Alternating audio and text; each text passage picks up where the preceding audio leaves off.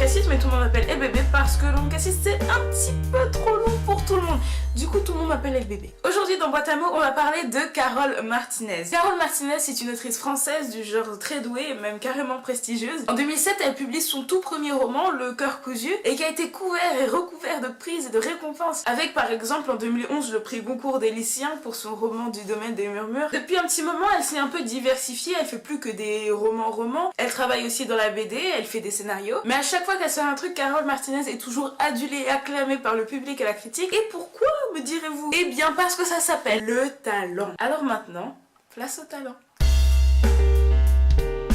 Bonjour Carole. Bonjour Tom. Tu nous as emmenés ici sur la Petite Ceinture au sud de Paris.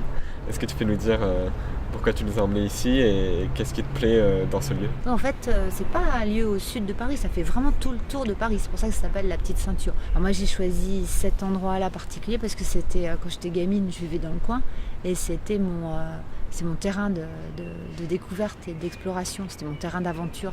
Donc à l'époque, c'était abandonné, totalement abandonné. Et donc nous, les mômes, on allait se promener sur la Petite Ceinture, on passait dans le tunnel là-bas, ce qui était hyper effrayant quand même. Et on ne savait même pas jusqu'où on pouvait aller.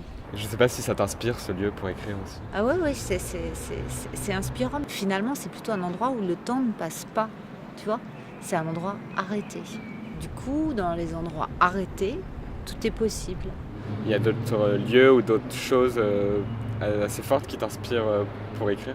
Je ne sais jamais d'où ça va venir, ça peut être n'importe quoi. Ça peut être une découverte que le mot grand-mère n'existait pas en ancien français. Pourquoi? Parce qu'il y en avait si peu. Et ça t'arrive, quand tu écris, de douter? Tout le temps. Ah bah tout le temps. Et là, tu vois, ça fait un moment que j'ai pas écrit de roman, j'écris d'autres choses. J'écris un scénario de BD, du théâtre. J'ai très peur, je me demande si je suis encore capable d'écrire un roman. Je doute constamment, c'est pour ça que j'avance pas d'ailleurs. Je suis si lente.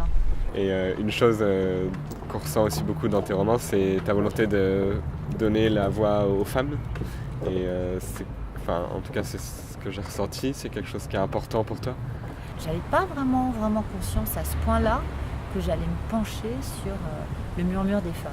J'ai pris conscience en racontant cette lignée à quel point les femmes de ma famille avaient dû se battre pour exister, pour s'affirmer, pour être, à quel point ma grand-mère m'avait poussé, moi, fille, à écrire. Et c'est vrai que ça me fascine. Et c'est pas que j'aime pas les hommes, j'adore les hommes. Comme dirait Véronique Valdé, tous les hommes me plaisent beaucoup. En te lisant, on ressent aussi une grande tradition orale. On pourrait lire ton texte ou l'écouter. Et il se trouve que moi, ma grand-mère, par exemple, qui m'a élevée en partie, c'était la première à savoir écrire.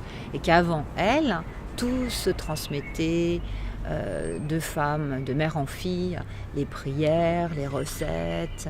Et il se trouve que c'est vrai que j'écris à voix haute. Alors, j'embête tout le monde depuis que je suis gamine parce que j'ai toujours écrit à voix haute, même mes rédactions. Et là, en ce moment, justement, tu as écrit quoi, du coup?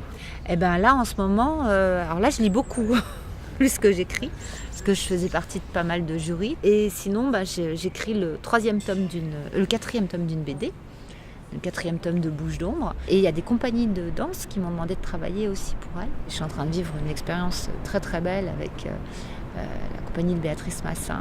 Je les ai vues danser, improviser, et pour la première fois, j'ai l'impression d'avoir dansé moi-même. J'ai pas bougé, mais j'étais tellement avec eux que je me suis sentie danser. Tout ce qu'on me propose, mon gros problème, c'est de dire non. Parce que tout est tellement bien, sans compter toutes les rencontres avec les lycéens. Et c'est comme ça que je t'ai rencontré d'ailleurs, Tom. Ça fait longtemps.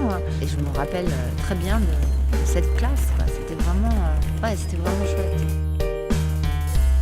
Alors, je prends n'importe quoi, sans tricher, c'est promis. Transistor. Qu'est-ce que je dois dire ?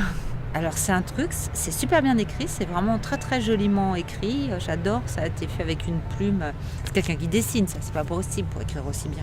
Il y a que les gens qui dessinent qui écrivent aussi bien, j'ai raison. Voilà. Donc c'est un dessinateur, c'est un homme pour écrire Transistor. C'est une femme.